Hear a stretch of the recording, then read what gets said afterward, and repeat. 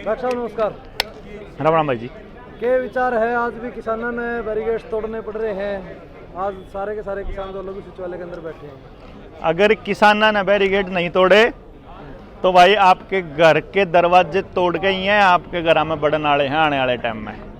यह बात समझनी पड़ेगी देश के लोगों ने, यह बात समझनी पड़ेगी समाज के बाकी के तबके ने कि आज किसान अगर लड़ रहा है तो आज इसके साथ आके खड़े हो जाओ और ये झंडे की लड़ाई छोड़ के एक झंडा ले लो संयुक्त किसान मोर्चा का, तो मेरे ख्याल तक बच जाओगे। और नहीं तो ईब अगली लड़ाई किसाना की आपस में झंडा की भी उसका। आप रुके मर के छक लिए, 5 स्टेटा में चुनाव हुए, 5 में 3 बीजेपी है बैठी, हरियाणा में भी दावा ठोकेंगे बनावांगे सरकार, तो बना लो, क्या दिक्कत है। जब देश की जनता यही नहीं देख पाएगी कि उसके वोट दिए बिना उसकी वोट कोई किसी को भी मिल रही है, जब देश की जनता ये नहीं सोच पाए कि जिस टाइम पे ये 75 पार का नारा हरियाणा में दे रहे हैं उस टाइम पे यहाँ मुख्यमंत्री पद के उम्मीदवार सारे के सारे चुनाव हार जाते हैं, जब देश की जनता ये नहीं देख पाएगी कि वहाँ जो हो रहा था दिल्ली के अंदर और जिस टाइम पे आप वहाँ किसान बैठे थे उस टाइम आपकी जमीना ने आपका सरपंच जो है वो सरकार के नाम रजिस्ट्री करवाने लग रहा था, जब देश की जनता यह नहीं देख पाई कि उनके गांव के स्कूल, उसके गांव का मास्टर जो है वो जो उसके परिवार का आदमी है वो रजिस्ट्री कराने लगा सरकार के नाम, तो फिर कुछ भी ले जाओ, फिर तो कड़ी भी चुनाव सरकार बना लो, इसमें क्या फर्क पड़ रहा है भाई। यानी आपका कहना है मतलब सारा का सारा घोटाला ईवीएम का है। ईवीएम, मीडिया और कॉरपोरेट्स मतलब ये मिल करके गेम खेलते हैं। ये कुछ लोगों की मदद से, जैसे थोड़े से दिमाग वाले लोगों का दिमाग किराए पे लेते हैं और देखते हैं कि कौन से लोगों की वोट हमको मिल रही है, उनकी मिल जाए।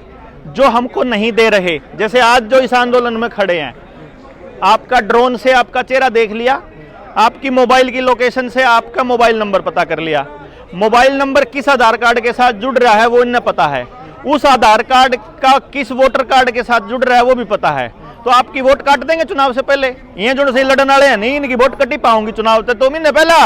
अरे जब पता चलेगा इन्हें, जब चुनाव में वोट दोबारा बनने का टाइम में डालेगा, तो जो से इनकी खिलाफत करने वाले उनकी तो वोट नहीं, इब रह गए सिर्फ सपोर्ट करने वाले, रह गए तीसरे जो से किसी और तक वोट देश का है, उनने दारू पी के पीछे दुआ का गाड़ी में बैठा कर द्वार भेज दो, जीत गए। और बाकी रही सही कसर, ईवीएम माता तो है ही है।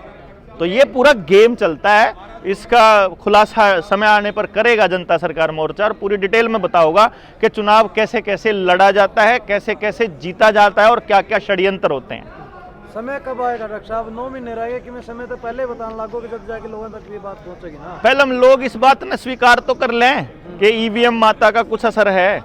ये तो आप तो 2024 की कह रहे हो, मैं तो अगले 50 साल की भी बात कर रहा हूँ। जब भी क्या दिक्कत है, लोगों का बात आज नहीं समझ में आओगी, जब इनकी औलाद 45 साल की होंदे गटर गटर सड़क पर चल दी पड़ना शुरू होगी, सबका पैरालिसिस होना शुरू होगा, जिन जिन 2 बूंद जिंदगी की ले रखी है मैं, जो बड़का का बचपन तक लगवान लाग रहे हैं और उन बड़का का पैरालिसिस होगा और बीमार पड़ेंगे, उन बड़का का असर दिखे पीछे जिब समझ में आ जाएगी। हम तो इसके कोरोना के आने तक पहले, इनकी वैक्सीन आने तक पहले हम सारी सच्चाई बताया कर दे कि थार आने वाले टाइम में जो आने वाला है उस टाइम को नहीं आई समझ में ना हो, ये पढ़न लाग रहे सारे मानना है, कमा बूस्टर वाले धक्के तक कौन लुआन दे भाई। हम तो समझाने का काम है, देखो जनता सरकार मोर्चा का हम समझाने लग रहे हैं, समझ में कद आवेगी वो तो देश के लोगों के ऊपर है। हम तो रुपये पे बताने लग रहे, हम तो कर्ज मुक्ति के लिए लड़े हैं, हम जो किसान ने बताने लग रहे अपने गांव की जमीन उल्टी ले लो, जिस टाइम जमीन रजिस्ट्री होने लग रही थी उस टाइम पे भी किलकी मार मार के बताया कर दे कि अपनी जमीन बचा लो, अपनी जमीन बचा लो, तारी जमीन गई। आपकी सामूहिक जमीन जितनी शामलात की है, जोड़ की है, चपाड़ की है, आपकी जंगल की है, आपके स्कूल की, आपके अस्पताल की, सारी ले गए अपने नाम करके। ये तो गेम है भाई साहब बड़ा। तो इसी तरह से ईवीएम का है, जिन लोगों का यह सिंपल सी बात नहीं देखी कि तारी चपाड़ की जमीन सरकार के नाम रजिस्ट्री हो ली, वो तो उनकी आख्या के शामी हुई, जब उस पर नहीं लड़ना चालू होया, ईवीएम जैसे कॉम्प्लिकेटेड मुद्दे पर कैसे खड़े हो जाएंगे। मैं तो आपको क्या लगता है कि आज बताना शुरू कर दो 9 महीने में लड़ने शुरू हो जाएंगे? वो तो जिदन उनके भीतर में समझ में आओगे उदन खड़े हो तो आप हो जाएंगे। फिर यहाँ बात तो यह है कि अगले समझने के लिए तैयार तो हो जाएं। ये क्या गेम है? ये गेम समझ में नहीं आ रहा लोगों का है। कदे कोई एमएलए, कदे कोई मंत्री, मतलब कि किसानों पर टिप्पणी कर दी, बहन बेटियों पर टिप्पणी कर दी, कुछ इस प्रकार के जो है वो अंडर लगातार चलते आ रहे हैं किसान आंदोलन के बाद। सिर्फ ये मत देखो आप तो उस टाइम से हिस्ट्री देखो जिस टाइम से ट्रेड यूनियंस बनी थी, जिस टाइम पर फैक्ट्रियों के अंदर यूनियंस बननी स्टार्ट हुई, फिर हर सरकारी डिपार्टमेंट में यूनियन बनी, फिर उन्हीं यूनियन में तो टूट के दूसरी यूनियन बनी, फिर उन्हीं यूनियन में तो टूट टूट के फिर और यूनियन बनी। आज हर डिपार्टमेंट के अंदर 15-15, 20-20, 25-25 यूनियन बन रही हैं। आंगनबाड़ी वर्कर तो थोड़ी सी हैं, उनकी भी 24 यूनियन है मेरे भाई। यूनियन पे यूनियन बनाना क्या खेल है यूनियन का, पता है आपको? यूनियन में जब रजिस्ट्री होकर के कितने लोग रजिस्टर्ड लड़ने वाले लोग हैं उनको चिन्हित किया जाता है, उनमें तो कितना का चौधर की भूख है चिन्हित किया जाता है, उनका किस तरीके से मैनेज किया जाए चिन्हित किया जाता है। कैपिटलिस्ट और यूनियनिस्ट ये एक के हैं, उनको खड़ा किया जाए नहीं पता लगा है। आज ये जो आंदोलन है, आंदोलन करने वालों को ये नहीं पता है कि हमारी लड़ाई कितनी बड़ी है, तो हम 5 मांग क्यों लेकर आए वहां? यहां आने की बजाय ये सारा का सारा जितना अमला जामा डीसी का बैठे हैं, गांव में सरकारी अफसर ना बढ़ना बंद कर दो, सरकारी आदमी ने एंट्री बंद कर दो ना गांव के अंदर। जरूरत है अड़ान की, किसी ने भी नहीं जरूरत। हमारे गांव की जमीन, हमारे गांव का अस्पताल, हमारे गांव का सौदा हमको नहीं बढ़न देंगे किसी ने, को नहीं जरूरत है भाई साहब।